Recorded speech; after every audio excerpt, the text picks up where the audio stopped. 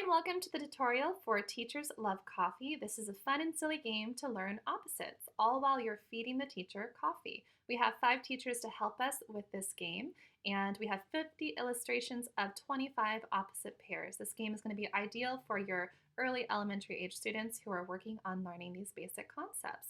So let's click start to go inside and get our choices of 5 teachers.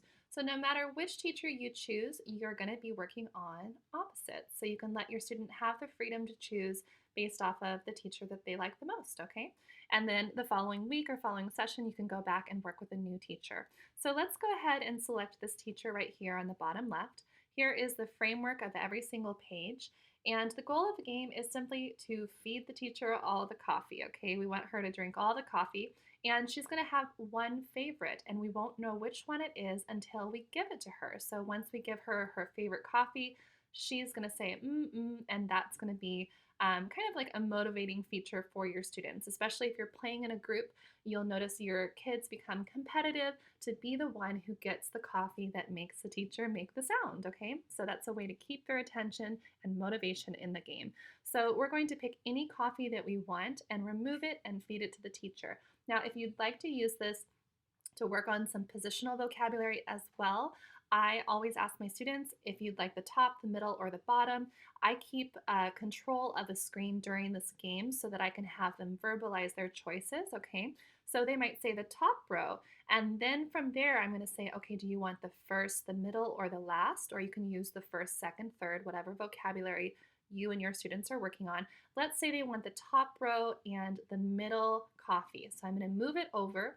I'm going to give it to the teacher, and we're going to have a picture that's been revealed, okay? So now in the bottom right corner, we have a box, a word bank that has our concepts in it, okay? Now you can simply choose to describe this picture. I've just zoomed in to make it larger for you. Or you can really use this as an activity to work on labeling those concepts, okay? So I'm going to look at the picture. We're going to talk about it. I see a girl. I see a boy.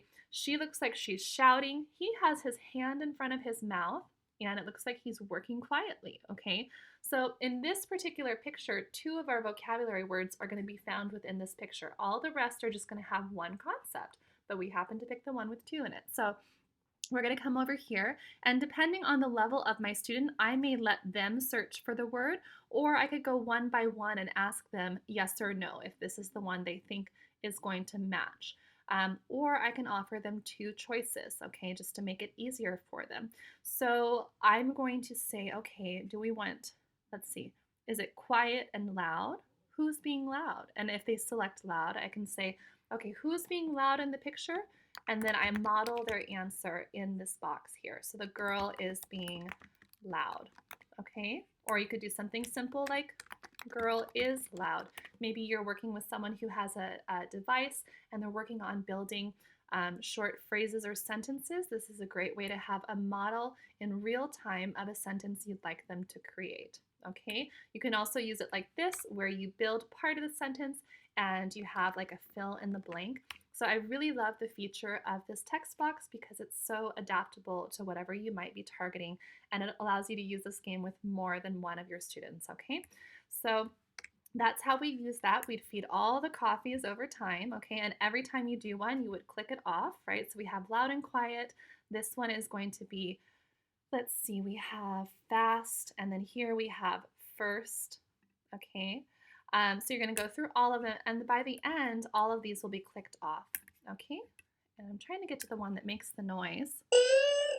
So here's the one that makes the noise, okay? So whoever gets that one, you can make a big deal and say they've won a point, and you'll notice how motivating that is for them, okay? So we go back to our main menu here, and then we can go and play with any of the other teachers. I typically get through about 4 teachers in a 30-minute session. That's the most I've done so far, so you can go ahead and go for that goal yourself, or you can just work with one. If you have any questions about this game, please reach out.